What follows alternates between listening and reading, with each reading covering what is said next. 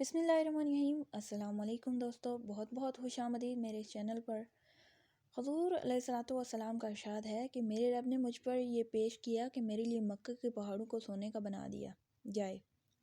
میں نے عرض کیا، اے اللہ، مجھے تو یہ پسند ہے کہ ایک دن پیٹ بھر کر کھاؤں تو دوسرے دن بھوکا رہوں، تاکہ جب بھوکا رہوں تو تیری طرف زاری کروں اور تجھے یاد کروں، لیکن جب پیٹ بھروں تو تیرا شکر کروں، تیری تعریف کروں۔ یہ اس ذات مقدس کا حال ہے جس کے ہم نام لیتے ہیں اور اس کی امت میں ہونے پر فخر ہے، جس کی ہر بات ہمارے لیے قابل اتباع ہے، یعنی ہمارے لیے پیروی کرنے کے قابل ہے۔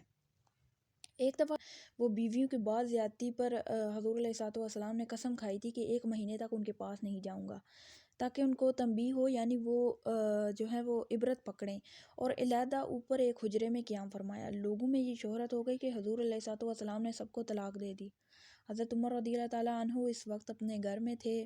جب یہ خبر سنی تو دوڑتے ہوئے تشریف لائے۔ مسجد میں دیکھا کہ لوگ متفرق طور پر، یعنی الگ الگ بیٹھے ہوئے، حضور علیہ الصلوۃ والسلام کے رنج اور غصے کی وجہ سے رو رہے ہیں۔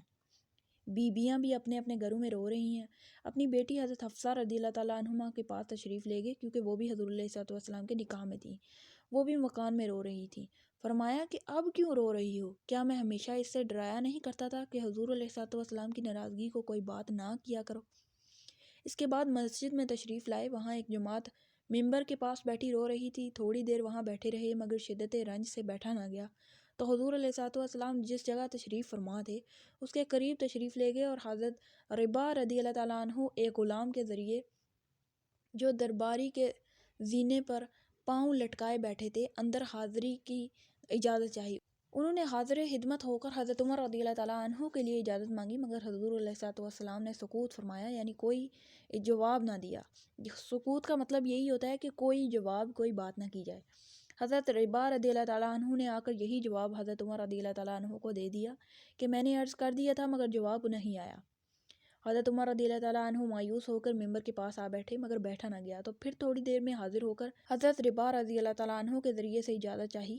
اسی طرح 3 مرتبہ پیش آیا کہ یہ بتابی سے غلام کے ذریعے اجازت حاضری کی مانگتے، ادھر سے جواب میں سکوت اور خاموشی ہی ہوتی۔ تیسری مرتبہ جب لوٹنے لگے تو حضرت رباح رضی اللہ تعالیٰ عنہ نے آواز دی اور کہا کہ تمہیں حاضری کی اجازت ہو گئی ہے۔ حضرت عمر رضی اللہ تعالیٰ عنہ حاضر خدمت ہوئے تو دیکھا کہ حضور اقدس صلی اللہ علیہ وسلم ایک بوریے پر لیٹے ہوئے ہیں جس پر کوئی چیز بچھی ہوئی نہیں ہے، اس وجہ سے جسم اطہر پر بوریے کے نشانات بھی ابھر آئے ہیں۔ خوبصورت بدن پر نشانات صاف نظر آیا ہی کرتے ہیں، اور سرہانے ایک چمڑے کا تکیہ ہے جس میں کھجور کی چھال بھری ہوئی ہے۔ میں نے سلام کیا اور سب سے اول تو یہ پوچھا کہ آپ صلی اللہ علیہ وسلم نے بیویوں کو طلاق دے دی؟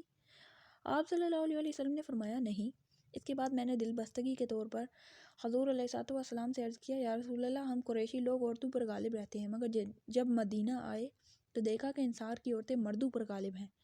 ان کو دیکھ کر قریش کی عورتیں بھی اس سے متاثر ہو گئیں۔ اس کے بعد میں نے ایک آدھ بات اور کی جس سے نبی اکرم صلی اللہ علیہ وسلم کے چہرہ انور پر تبسم کے آثار ظاہر ہوئے، یعنی وہ مسکرائے۔ میں نے دیکھا کہ گھر کا کل سامان یہ تھا: 3 چمڑے بغیر دباغت دیے ہوئے، یعنی بغیر ان کو ٹھیک طرح سے، یعنی ان پر کام کیے ہوئے، وہ 3 چمڑے ایسے ہی پڑے ہوئے تھے، اور ایک مٹھی جو ایک کونے میں پڑے ہوئے تھے۔ میں نے ادھر ادھر نظر دوڑا کر دیکھا تو اس کے سوا کچھ نہ ملا۔ میں دیکھ کر رو دیا۔ حضور علیہ الصلوۃ والسلام نے فرمایا کہ کیوں رو رہے ہو؟ میں نے عرض کیا، یا رسول اللہ صلی اللہ علیہ وسلم، کیوں نہ روں کہ یہ بوریے کے نشانات آپ صلی اللہ علیہ وسلم کے بدن مبارک پر پڑے ہیں، اور گھر کی کل کائنات یہ ہے کہ جو میرے سامنے ہے۔ پھر میں نے عرض کیا، یا رسول اللہ صلی اللہ علیہ وسلم، دعا کیجئے کہ آپ کی امت پر بھی وسعت ہو، یعنی ان پر بھی اللہ تعالیٰ کے انعامات ہوں، ان کے وسائل میں زیادتی آ جائے اور وہ امیر ہو جائیں۔ یعنی یہ روم و فارس بے دین ہونے کے باوجود، یعنی یہودی عیسائی، کہ اللہ تعالیٰ کی عبادت نہیں کرتے، ان پر تو یہ وسعت، یہ کیسر و کثرت و باغوں اور نہروں کے درمیان ہوں، اور آپ صلی اللہ علیہ وسلم، اللہ کے رسول صلی اللہ علیہ وسلم اور اس کے خاص بندے ہو کر یہ حالت۔ نبی کریم صلی اللہ علیہ وسلم تکیہ لگائے ہوئے لیٹے تھے۔ حضرت عمر کی یہ بات سن کر بیٹھ گئے اور فرمایا کہ عمر، کیا اب تک اس بات کے اندر شک میں پڑے ہوئے ہو؟ سنو، آخرت کی وسعت دنیا کی وسعت سے بہتر ہے۔ ان کفار کی طیبات اور اچھی چیزیں دنیا میں مل گئیں اور ہمارے لیے آخرت میں ہیں۔ حضرت عمر رضی اللہ تعالیٰ عنہ نے عرض کیا، یا رسول اللہ، میرے لیے استغفار فرمائیں کہ واقعی میں نے غلطی کی۔ یہ دین و دنیا کے بادشاہ اور اللہ کے لاڈلے رسول صلی اللہ علیہ وسلم کا طرز عمل ہے کہ بوریے پر کوئی چیز بچھی ہوئی بھی نہیں، نشانات بدن پر پڑے ہوئے ہیں۔ گھر کے ساز و سامان کا حال بھی معلوم ہو گیا۔ اس پر ایک شخص نے دعا کی درخواست کی تو نبی تنبیہ فرمائی۔ حضرت عائشہ رضی اللہ تعالیٰ عنہما سے کسی نے پوچھا کہ آپ رضی اللہ تعالیٰ عنہما کے گھر میں حضور علیہ الصلوۃ والسلام کا بستر کیسا ہے، یعنی وہ کہاں آرام فرماتے ہیں؟ فرمایا کہ ایک چمڑے کا تھا جس میں کھجور کی چھال بھری ہوئی تھی۔ حضرت حفصہ رضی اللہ تعالیٰ عنہما سے بھی کسی نے پوچھا کہ آپ رضی اللہ تعالیٰ عنہما کے گھر میں حضور کا بستر کیسا تھا؟ فرمایا کہ ایک ٹاٹ تھا جس کو دوہرا کر کے حضور کے نیچے بچھا دیتی تھی۔ ایک روز مجھے خیال ہوا کہ اگر اس کو چوڑا کر کے بچھا دوں تو یہ زیادہ نرم ہو جائے گا، چنانچہ ہم نے بچھایا۔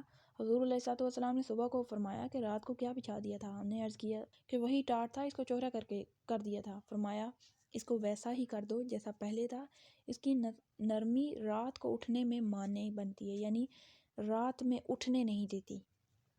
اب ہم لوگ اپنے نرم اور روئیں دار گدوں پر بھی نگاہ ڈالیں کہ اللہ نے کس قدر وسعت فرما رکھی ہے، اور پھر بھی بجائے شکر کے ہر وقت تنگی کی شکایت ہی زبان پر رہتی ہے۔ تو اللہ تعالیٰ ہمیں شکر کی توفیق عطا فرمائے، کیونکہ واقعی میں ایسا دیکھنے کو ملتا ہے کہ لوگوں کے پاس بہت سی نعمتیں ہیں، لیکن وہ جو ہے وہ یہ ظاہر کرنے میں ذرا بھی شرم محسوس نہیں کرتے کہ وہ تنگی کو لوگوں کے سامنے رونا پیٹنا اس بات کا ہمارے وسائل نہیں ہیں، تو یہ معمولی سی بات بن گئی ہے۔ تو اللہ تعالیٰ سے ہمیں ہر وقت شکر کرنا چاہیے اور ان سے استغفار یعنی اپنے گناہوں کی توبہ ہی کرنی چاہیے۔ شکریہ۔